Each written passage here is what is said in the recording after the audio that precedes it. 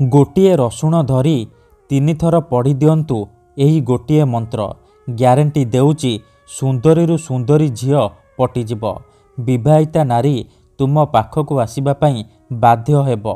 हाँ फ्रेंड्स, जदि आपण केउ झियो बा विवाहिता नारी को मने मने भल पाउचंती किंतु जेते चेष्टा कले मध्य ताकू पटेई पारुनांती ता पछरे गोड़े गोड़े थकी गलेनी हेले से झियो बा नारी आपण को भाव देउनी आपण को अणदेखा करुची आउ आपण ताकू पटेइबाको चाहुचंती ताकू निज प्रेम रे दीवानी करबाको चाहुचंती ताठारू निजर मन मुताबक काम हासिल करबाको चाहुचंती तेबे गोटिए रसुण हातरे धरी 3 थर पढ़ी दियंतु एही गोटिए मंत्र।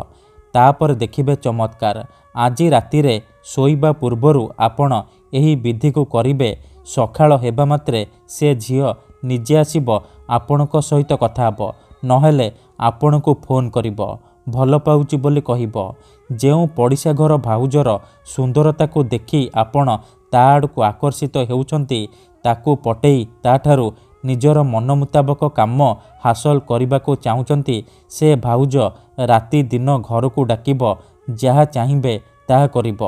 एही वशीकरण विधि एते शक्तिशाली कि जीए भी एहाकू करिछि 100 ରୁ 100% सफल हेइछि। वर्ष वर्ष धरी भांगी जाइथिबा पुराणा प्रेम को मध्य फेराई आनी पारिछि। तेणु आपण भी विश्वासर सहित रातिरे शोइबा पूर्वरु गोटिए रसुण हातरे धरी 3 थर पढ़ी दियंतु एही गोटिए मंत्र।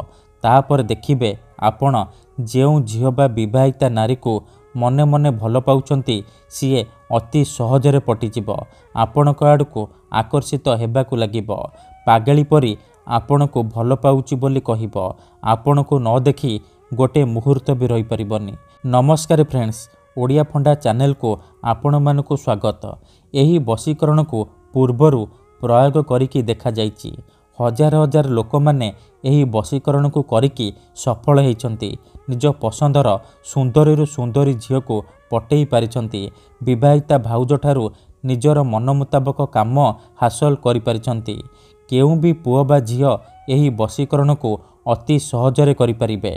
निज घरे बसिकी करि परिबे। बिना कोनोसी पैसा खर्च करी बिना कोनोसी मंत्र तंत्र करी निज प्रेम को पाई परिबे, निज प्रेम को हासिल करि परिबे। तेबे एही वशीकरण विधि को आपण किपरि करिबे केमिति करिबे मु आपनकु सिखेइबी।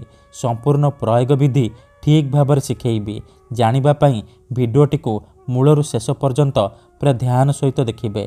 तेबे जाय कि आपण संपूर्ण प्रयोग विधि जानि परिबे। विधिटी जानिबा पूर्वरु मोर आपण मानकु अनुरोध कि जदि आपण आम चैनल को नुआ आसीछंती तेबे दया करी चैनल को सब्सक्राइब करी पाखर थिबा बेल आइकन को मध्य दबाई दियंतु जहा द्वारा आमे जेउ भी वीडियो अपलोड करिबो सर्वप्रथमे आपण देखि परिबे।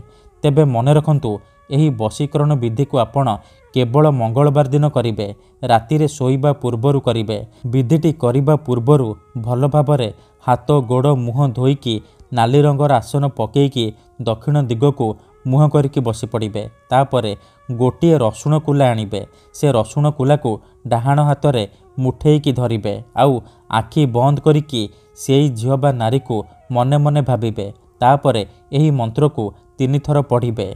ओम आमुकं आकर्षाय आकर्षाय स्वाहा। ओम आमुकं आकर्षाय आकर्षाय स्वाहा।